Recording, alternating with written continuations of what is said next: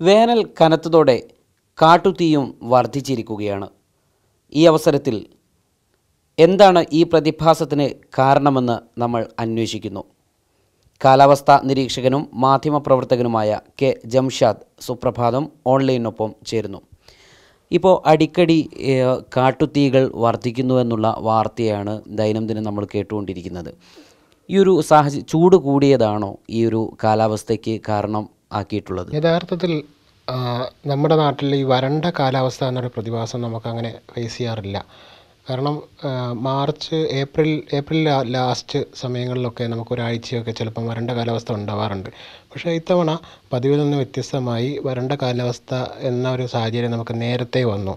മാത്രമല്ല, ഈ പ്രളയം കഴിഞ്ഞതിന് ശേഷം നമുക്ക് കുറച്ച് ദിവസം വെള്ളമൊക്കെ വറ്റിപ്പോയൊരു സാഹചര്യം ഉണ്ട്. അന്നും നമുക്ക് ഫീൽ ചെയ്ത് വരണ്ട കാലാവസ്ഥയായിരുന്നു.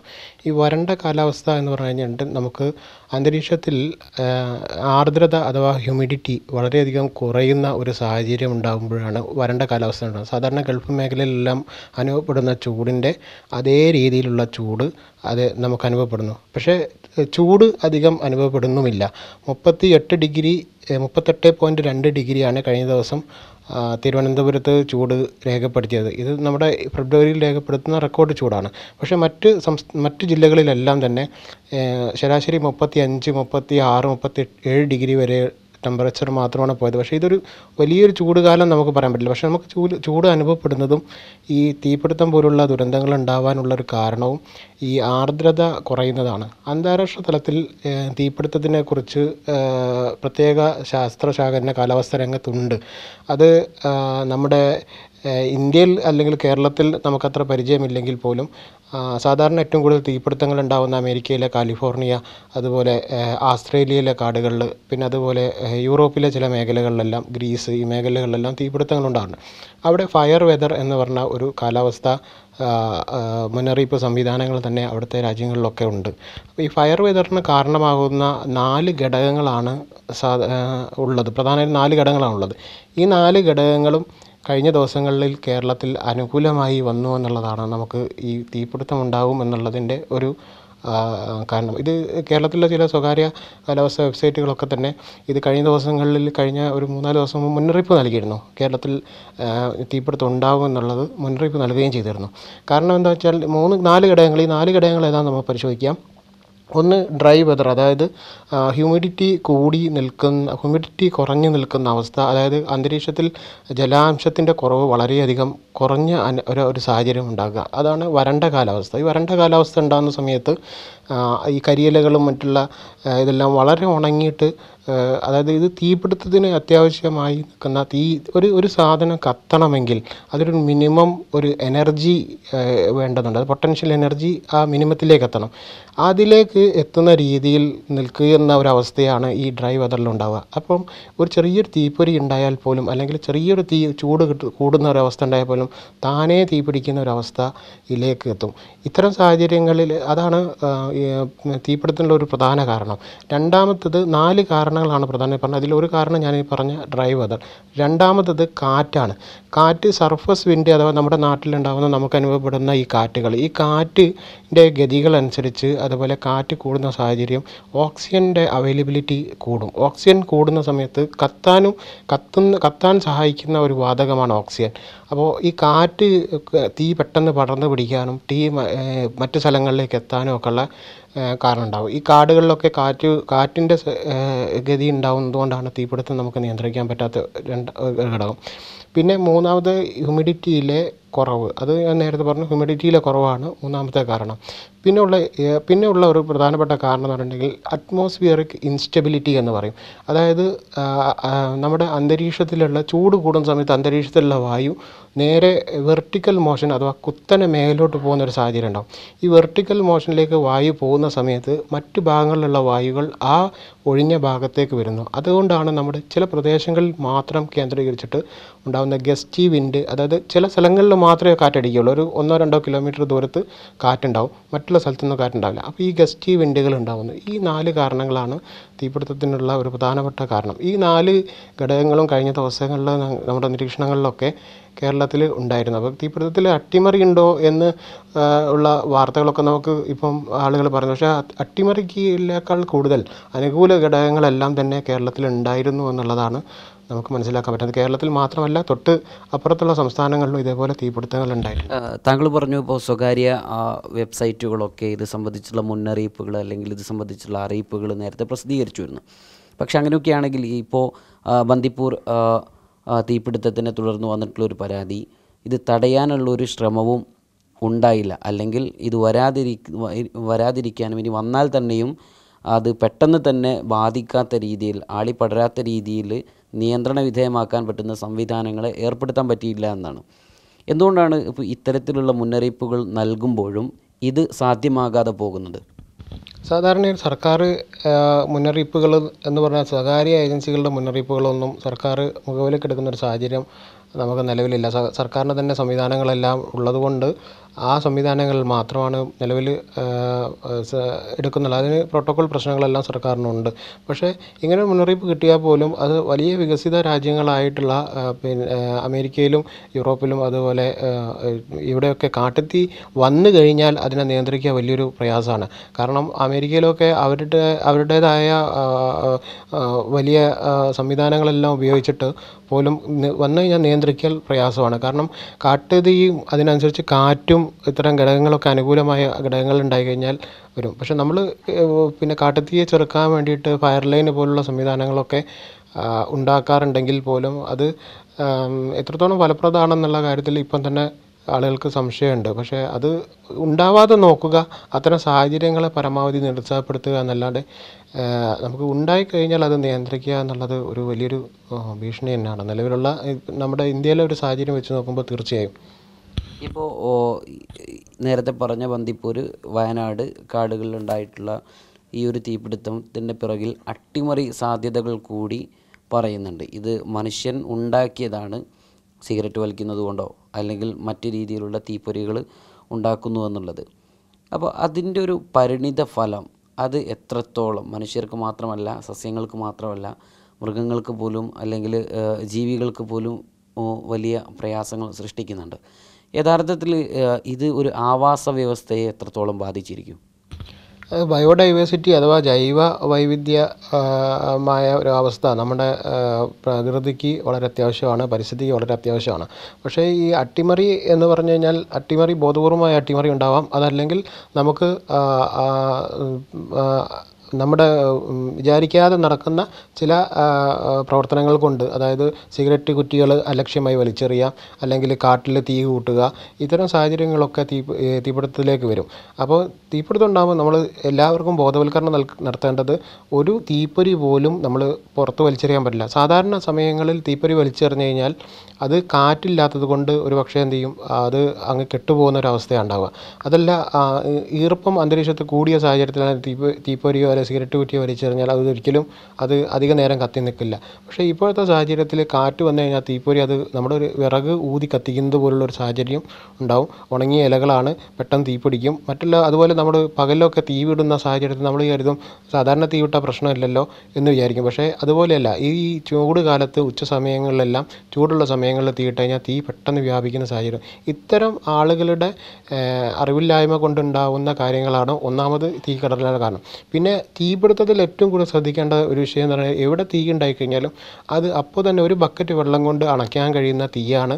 നമുക്ക് അത് വലിയ ദുരന്തമായിട്ട് എല്ലാ സ്ഥലങ്ങളിലും, ഫ്ലാറ്റുകളിലാണെങ്കിലും മറ്റെവിടെയാണെങ്കിലും ജാഗ്രത കുറവ്, തീ വന്നു കഴിഞ്ഞാൽ ഉടനെ അത് എങ്ങനെ കൈകാര്യം ചെയ്യണം എന്നുള്ള കാര്യം നമ്മുടെ ആളുകളിലില്ല. പിന്നെ ബയോഡൈവേഴ്സിറ്റിയുടെ കാര്യം, കാടുകളിൽ ഉണ്ടാകുന്ന ഇത്തരം തീപിടുത്തങ്ങൾ ആവാസ വ്യവസ്ഥയെ പൂർണ്ണമായി തകിടം മറിക്കുമെന്നുള്ള കാര്യത്തിൽ നമുക്ക് സംശയമൊന്നുമില്ല.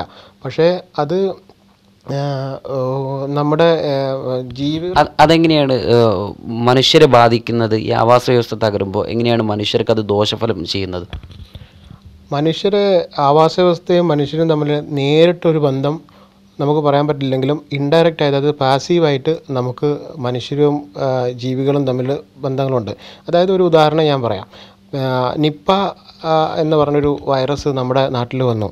അത് സൂണോട്ടിക് വൈറസാണ്. അതായത് ജീവികളിൽ അതായത് വന്യജീവികളിൽ മാത്രം കണ്ടുവരുന്ന ഒരു വൈറസ് അത് മനുഷ്യനിലേക്ക് വന്നു. എന്തുകൊണ്ടാണ് നിപ്പ മനുഷ്യനിലേക്ക് വരിക എന്നുള്ളതിനെ കുറിച്ചിട്ട് ICMR പോലുള്ള ഇന്ത്യയിലെ പ്രധാന മെഡിക്കൽ ഗവേഷണ ഏജൻസികളെല്ലാം പഠനം നടത്തിയിരുന്നു. അവർ കണ്ടെത്തിയ ഒരു പോസിബിലിറ്റി, എന്തുകൊണ്ട് ഇത് മനുഷ്യ ജനവാസമുള്ള കേന്ദ്രത്തിലേക്ക് വന്നു എന്ന് പറഞ്ഞു കഴിഞ്ഞാൽ, ഈ പഴങ്ങൾ തിന്നാത്ത ഷഡ്പദങ്ങളെ മാത്രം തിന്ന് ജീവിക്കുന്ന വവ്വാലുകളുണ്ട്. ഇത് സാധാരണയായിട്ട് കാണപ്പെടുന്നത് കാടുകളിലാണ്, പക്ഷേ പഴങ്ങളിൽ നിന്ന് നാടുകളിലാണ്. അപ്പോൾ ഇത്തരം വവ്വാലുകൾ എങ്ങനെ കാട്ടിൽ നിന്ന് നാട്ടിലേക്ക് എത്തി? കാട്ടിൽ ഇവരുടെ ആവാസ വ്യവസ്ഥ തടസ്സപ്പെടുന്ന സമയത്ത് ഇവരെന്ത് ചെയ്യും? മറ്റ് നാടുകളിലേക്ക് ഇറങ്ങുന്നൊരു സാഹചര്യമാണുള്ളത്. അതുപോലെ ഈ ചില ജീവജാലങ്ങളെല്ലാം കാട്ടിൽ നിൽക്കേണ്ടവർ കാട്ടിൽ നിൽക്കാതെ അത് നാട്ടിലേക്ക് എത്തിക്കഴിഞ്ഞാൽ അവരുടെ അടുത്ത് നിന്ന് ഇത്തരം മാരകമായ വൈറസുകൾ അങ്ങനെയുള്ള സംഭവങ്ങളെല്ലാം ഉണ്ടാകും. നമ്മുടെ ഏറ്റവും മുന്നിലുള്ള നമ്മുടെ ഉദാഹരണം ഈ നിപ്പ വൈറസ് തന്നെയാണ്. അത് അവരുടെ ആവാസ വ്യവസ്ഥയിൽ എന്തെങ്കിലും മാറ്റങ്ങൾ സംഭവിച്ചതുകൊണ്ടാണ്, അവർക്ക് നിൽക്കാൻ പറ്റാത്ത എന്താണ് എന്നുള്ളത് പഠിച്ചിട്ടില്ല, അതുകൊണ്ടാണ് ഇത് ഇങ്ങനെയൊരു സംഭവം ഉണ്ടായത്. അത് ഇവരുടെ ഇവരുടെ എന്ത് ഘടകങ്ങളാണ് ഇവരെ ബാധിച്ചതെന്നുള്ളത് നമ്മൾ പഠിക്കേണ്ട വിഷയം തന്നെയാണ്. ഇപ്പോൾ ഇനി വലിയ കനത്ത വേനൽ സംജാതമാകാൻ പോകുന്നു. ഒരു പ്രളയം കഴിഞ്ഞു. പ്രളയം നടന്ന സമയത്ത് തന്നെ കാലാവസ്ഥാ നിരീക്ഷകരൊക്കെ അഭിപ്രായപ്പെട്ടത് ഈ പ്രളയം മറ്റൊരു കടുത്ത വേനലിനും വരൾച്ചയ്ക്കും കാരണമാക്കുമെന്നാണ്. എന്താണ് അത് സംബന്ധിച്ച് ഇനി വരാൻ പോകുന്ന വേനൽ അത് കഴിഞ്ഞ കാലഘട്ടങ്ങളൊക്കെ അപേക്ഷിച്ചത് തീവ്രത കൂടുന്നതായിരിക്കുമോ കേരളത്തിൽ? കേരളത്തിൽ വേനൽ തീവ്രത കൂടുമെന്ന് പറയണമെങ്കിൽ നമുക്ക് ആഗോള പ്രതിഭാസങ്ങളെല്ലാം വളരെ കാര്യമായി വിലയിരുത്തേണ്ടതുണ്ട്. ഒരുപാട് ആഗോള പ്രതിഭാസങ്ങളാണ് നമ്മുടെ വേനലിനെയും അതുപോലെ മഴക്കാലത്തെയും ഒക്കെ നിയന്ത്രിക്കുന്നത്. ഒന്ന്, അതിൽ ഒരു പ്രധാനപ്പെട്ട ഒരു ഘടകമാണ് എൽനീനോ എന്ന് പറഞ്ഞത്. എൽനീനോ 2016 ഇന്ത്യയെ ഏറ്റവും വളരെ രൂക്ഷമായി ബാധിച്ചത്. നമുക്ക് ഏറ്റവും കൂടുതൽ വരൾച്ച നമ്മൾ അനുഭവപ്പെട്ടു. ഉത്തരേന്ത്യയിലൊക്കെ ഒരുപാട് മരണങ്ങൾ വരെ റിപ്പോർട്ട് ചെയ്യപ്പെട്ടു. അപ്പോൾ ആ എൽനീനോ എന്ന് പറഞ്ഞ പ്രതിഭാസം ഇത്തവണ ഉണ്ടാകുമോ എന്നുള്ളതിനെ കുറിച്ചിട്ട് അത് ഓരോ 15 ദിവസം കൂടുമ്പോൾ അതിനെക്കുറിച്ച് അമേരിക്കൻ ഏജൻസികൾ പഠനം നടത്തുന്നുണ്ട്. അപ്പോൾ ഏറ്റവും പുതിയ പഠനം, അഥവാ ഇന്ന് രാവിലെ വന്ന റിപ്പോർട്ടുകൾ വരെ അനുസരിച്ച് നമ്മൾ നോക്കുകയാണെങ്കിൽ ഇത്തവണ എൽനീനോ ഉണ്ടാവാനുള്ള സാധ്യത 60% ഉണ്ട്. പക്ഷേ 60% ഉണ്ടെങ്കിൽ പോലും അത് ഇന്ത്യയെ വളരെ വളരെ ചെറിയ തോതിൽ ഒരു കുറഞ്ഞ കാലത്തേക്ക് മാത്രം ബാധിക്കും എന്നുള്ളതാണ് നോക്കുന്നത്. അതായത് ഇന്ത്യൻ ഓഷ്യൻ ഡൈപോൾ എന്ന് പറഞ്ഞൊരു സാഹചര്യമുണ്ട്. അത് എൽനീനോ ഉണ്ടാകുന്ന പസഫിക് സമുദ്രത്തിൽ വെള്ളത്തിൻ്റെ ചൂട് കൂടുന്നത് മൂലമാണ്, ചൂടിലുണ്ടാകുന്ന വ്യതിയാനമാണ് എൽനിനോ ഉണ്ടാകുന്നത്. അതിനോടനുബന്ധിച്ച് ഇന്ത്യൻ മഹാസമുദ്രത്തിൽ ഉണ്ടാകുന്ന സമുദ്രജലത്തിൻ്റെ താപനില അത് 3 മാസം കൂടുമ്പോൾ അനലൈസ് ചെയ്തിട്ട് അതിൻ്റെ സാധ്യത നമ്മൾ നീനോ ഇൻഡെക്സ് ഒക്കെ പറഞ്ഞിട്ടുള്ള കുറേ ശാസ്ത്രീയ മാർഗ്ഗങ്ങളുണ്ട്. അത് വെച്ചിട്ടാണ് നമ്മൾ പഠിക്കുന്നത്. അപ്പോൾ ഇന്ത്യൻ ഓഷ്യൻ ഡൈപോൾ എന്ന് പറഞ്ഞൊരു മാനദണ്ഡമാണ് നമ്മുടെ ഇന്ത്യയിലുള്ള എൽനിനോ ബാധിക്കുമോ ഇല്ലയോ എന്നുള്ള കാര്യങ്ങൾ കണ്ടെത്താൻ വേണ്ടി ഉപയോഗിക്കുന്നത്. ഇന്ത്യൻ ഓഷ്യൻ ഡൈപോൾ നിലവിലുള്ള സാഹചര്യത്തിൽ അത് ന്യൂട്രലാണ്. അത് വിദേശ ഏജൻസികളും നമ്മുടെ IMD ഒക്കെ ആ കാര്യത്തിൽ സ്ഥിരീകരിച്ചിട്ടുണ്ട്. അപ്പോൾ ഇന്ത്യൻ ഓഷ്യൻ ഡൈപോൾ ഇപ്പോഴത്തെ സാഹചര്യത്തിൽ ന്യൂട്രലായി നിൽക്കുമ്പോൾ അതിനി ഒരു പോസിറ്റീവ് ആംഗിളിലേക്ക്, അല്ലെങ്കിൽ എൽനിനോ പോസിറ്റീവ് ആംഗിളിലേക്ക് വരണമെങ്കിൽ ഒരു 3 മാസമെങ്കിലും ഏറ്റവും ചുരുങ്ങിയത് ഇതിൻ്റെ എടുക്കും. അപ്പോൾ ആ 3 മാസം വരുമ്പോഴേക്ക് നമുക്ക് ഏകദേശം ഇവിടെ മഴ തുടങ്ങുന്ന ഒരു സാഹചര്യമാണ് നിലവിലുള്ളത്. ഇതോടൊപ്പം തന്നെ മഴമേഘങ്ങളുടെ സമൂഹമായ മാഡൻ ജൂലിയൻ ഓസിലേഷൻ MJO എന്ന് പറഞ്ഞ ഒരു സംവിധാനമുണ്ട്. അതായത് നമ്മുടെ ഗോളത്തിലെ ഭൂമിയിൽ പല ഭാഗങ്ങളിലായിട്ട് നിൽക്കുന്ന മഴമേഘങ്ങളുടെ സമൂഹമാണ്. ഇതിൻ്റെ സ്വാധീനം നോക്കിയിട്ടാണ് നമുക്ക് എങ്ങനെയാണ് മഴക്കാലം വരാനുണ്ടോ, നമുക്ക് അനുകൂലമായ രീതിയിൽ മഴ കിട്ടുമോ എന്നൊക്കെ നോക്കുന്നത്. അപ്പോൾ ഇന്നത്തെ അവസ്ഥയനുസരിച്ച് MJO നമുക്ക് ഇന്ത്യൻ ഓഷ്യനിലേക്ക്, ഇന്ത്യൻ മഹാസമുദ്രത്തിലേക്ക് മാറുന്ന, ഇതുവരെ അത് ക്യൂൻസ്ലാൻഡിൻ്റെ സമീപമൊക്കെ ആയിരുന്നു. അവിടെ കഴിഞ്ഞ 2 ആഴ്ച മുമ്പ് കടുത്ത പ്രളയം ഉണ്ടായി. അത് തൊട്ട് മുമ്പ് അമേരിക്കൻ്റെ സൈഡിലായിരുന്നു. അത് ഇന്ത്യൻ ഓഷ്യനിലേക്ക് മൂവ് ചെയ്തുകൊണ്ടിരിക്കുകയാണ്. ഇന്ന് മുതൽ അതിങ്ങനെ ചെറിയ തോതിൽ മൂവ് ചെയ്തുകൊണ്ടിരിക്കുകയാണ്. ഇത് വെച്ച് നമുക്ക് അനലൈസ് ചെയ്യുന്ന സമയത്ത് അടുത്ത മാസം 15-ാം തീയതിക്ക് ശേഷം, അതായത് അടുത്ത മാസം മാർച്ച് 15-ന് ശേഷം ഇന്ത്യയിലെ, അതായത് ബംഗാൾ ഉൾക്കടൽ, അറബിക്കടൽ ഈ ഭാഗങ്ങളിലൊക്കെ ആയിട്ട് ചെറിയ തോതിലുള്ള ന്യൂനമർദ്ദങ്ങളും അതുപോലെ ചെറിയ ചുഴലിക്കാറ്റുകളൊക്കെ ഉണ്ടാകാനുള്ള സാധ്യതയാണ് ഈ MJOൻ്റെ മൂവ്മെൻറ്റ് കാണിക്കുന്നത്. അങ്ങനെയാണെങ്കിൽ 15-ന് ശേഷം, അടുത്ത മാസം 15-ന് ശേഷം ഇന്ത്യയിൽ പല സ്ഥലത്തും ശക്തമായ മഴകൾ കഴിഞ്ഞ തവണ ലഭിച്ചതുപോലെ തന്നെ മഴ വരെ ഉണ്ടാകാനുള്ള സാധ്യത. പക്ഷേ പ്രളയ സാധ്യത നമുക്ക് പറയാൻ പറ്റില്ല. എങ്കിലും മാർച്ചിന് ശേഷവും ഏപ്രിലും മെയിലും ഒക്കെ മഴ ലഭിക്കുകയാണെങ്കിൽ നമുക്ക് വരൾച്ച നിലവിൽ വരൾച്ച വരുന്ന സാഹചര്യം നമുക്കില്ല. ഇപ്പോൾ നമ്മൾ കണ്ടുവരുന്ന ഡ്രൈ വെതർ എന്ന് പറഞ്ഞ ഇത് നാളെ മുതൽ കേരളത്തിൽ മാറാൻ പോവുകയാണ്. അതായത് ഡ്രൈ വെതർ കഴിഞ്ഞ ദിവസങ്ങളിലൊക്കെ നമുക്ക് കോഴിക്കോട് അതുപോലെ കണ്ണൂർ ഒക്കെ നമുക്ക് വളരെയധികം ആർദ്രത കുറഞ്ഞൊരു സാഹചര്യം ഉണ്ടായിരുന്നു. അത് ഇന്നലെ മുതൽ ആർദ്രതയിൽ മാറ്റം വന്നു കഴിഞ്ഞു. ഇന്ന് ഏകദേശം ആർദ്രത 70%-ായി. നമുക്ക് ശരാശരി 80%-ത്തിൻ്റെ മേലെയാണ് ഈ ആർദ്രത ഉണ്ടാവേണ്ടത്. അതിലേക്ക് വന്നു കഴിഞ്ഞു. നാളെ 2 ജില്ലകളിൽ നാളെ വൈകിട്ട് 7 മണിക്ക് ശേഷമൊക്കെ മഴ പെയ്യാനുള്ള സാഹചര്യം 2 ജില്ലകളിലുണ്ട്. നാളെ ഇടുക്കിയിലും അതുപോലെ കൊല്ലത്തുമൊക്കെ നാളെ മഴയ്ക്കുള്ള സാധ്യത, മറ്റന്നാളും മഴയ്ക്ക് സാധ്യതയുണ്ട്. ഈ മഴയ്ക്ക് സാധ്യത പറഞ്ഞാൽ ഈ മഴ ഉണ്ടാവുന്നതും മറ്റൊരു പ്രതിഭാസം മൂലമാണ്. ഈ നോർവെസ്റ്റർ എന്ന് പറഞ്ഞൊരു പ്രതിഭാസമുണ്ട്. അതായത് നോർവെസ്റ്റർ എന്ന് പറഞ്ഞിട്ടുണ്ടെങ്കിൽ ഇന്ത്യയുടെ കിഴക്കേ മൂലയിലുള്ള പ്രദേശങ്ങൾ, ആസാം, മേഘാലയ, ആ ഭാഗങ്ങളിലുള്ള ഇവിടെ ഇടിയോടുകൂടെ മഴ പെയ്യുന്ന, നമ്മുടെ തുലാവർഷം പോലെ ഇടിയോടുകൂടെ കനത്ത മഴ പെയ്യുന്ന ഒരു സാഹചര്യമാണ് നോർവെസ്റ്റർ എന്നാണ് അതിന് പറയുക. അതായത് നോർത്ത് ഭാഗത്ത് നിന്നും വെസ്റ്റ് ഭാഗത്തു നിന്ന് വരുന്ന ഒരു കാറ്റാണ് ഈ മഴയ്ക്ക് കാരണം ഉണ്ടാകുന്നത്. ആ സീസണ് ഇപ്പോൾ അവിടെ തുടങ്ങിക്കഴിഞ്ഞു. അതായത് ഇന്നലെ മിനിയാന്നൊക്കെ ആയിട്ട് ആ സീസൺ അവിടെ തുടങ്ങിക്കഴിഞ്ഞു. അതായത് സാധാരണ ഈ നോർവെസ്റ്റർ ഉണ്ടാകുന്നത് സാധാരണ ഒരു ഏപ്രിൽ മാസത്തിനും അതേപോലെ മെയ് മാസത്തിൻ്റെ സമയത്തൊക്കെയാണ്. പക്ഷെ നേരത്തെ അവിടെ തുടങ്ങിക്കഴിഞ്ഞു. അപ്പോൾ ഈ തുടങ്ങിയത് ഉണ്ടാവുന്ന സാഹചര്യത്തിൽ എന്ന് വെച്ചിട്ടുണ്ടെങ്കിൽ ഇന്ത്യയുടെ തെക്ക് പടിഞ്ഞാറൻ മൂല, അതായത് തെക്ക് പടിഞ്ഞാറൻ മൂല പറഞ്ഞാൽ കേരളത്തിൽ ഈ ഭാഗങ്ങളിൽ ഒരു മാംഗോ ഷവർ, അതായത് ചെറിയ തോതിലുള്ള ഒരു ചാറ്റൽ മഴ പോലെ പെയ്യുന്നത് സാധാരണ അവിടെ മഴ ഉണ്ടാകുമ്പോൾ, കനത്ത മഴ ഉണ്ടാകുമ്പോൾ ഇവിടെ പെയ്യുന്ന ഒരു സാഹചര്യമുണ്ട്. ആ ഒരു ചാറ്റൽ മഴയാണ് ഇപ്പോൾ നമ്മൾ അടുത്ത ദിവസങ്ങൾ പ്രതീക്ഷിക്കുന്നത്. മഴ ഇല്ലെങ്കിൽ പോലും നമുക്ക് ആകാശത്ത് മേഘങ്ങളുണ്ടാവും. മേഘങ്ങളുണ്ടാകുന്ന സമയത്ത് നമുക്ക് നേരിട്ട് സൂര്യപ്രകാശം ഭൂമിയിലേക്ക് പതിക്കില്ല. നേരിട്ട് സൂര്യപ്രകാശം പതിക്കുമ്പോൾ നമുക്ക് ഭയങ്കര ചൂട് അനുഭവപ്പെടുന്നു. അപ്പോൾ ഒരു തണലുണ്ടാവും, ഒരു ഷെയ്ഡ് ഉണ്ടാവും. അതുപോലെ മാത്രമല്ല ഒരു ഹ്യൂമിഡിറ്റി ഉണ്ടാവും. അപ്പോൾ ഒരു തീപിടുത്തത്തിനുള്ള സാധ്യതകൾ നാളെ മുതൽ കുറച്ച് ദിവസത്തേക്ക് കുറയാണ്. അതായത് ഒരു 3-ാം തീയതി വരെ നമുക്ക് അങ്ങനത്തെ ഒരു സാഹചര്യമുണ്ട്. ചില സ്ഥലത്ത് ചെറിയ ചാറ്റൽ മഴയ്ക്കും സാധ്യതയുണ്ട്. ഇത്രയും നേരം കാലാവസ്ഥയുമായി ബന്ധപ്പെട്ട ആശങ്കയും പങ്കുവെക്കുകയായിരുന്നു മാധ്യമപ്രവർത്തകനും കാലാവസ്ഥ നിരീക്ഷകനുമായിട്ടുള്ള കെ ജംഷാദ്. Thank U.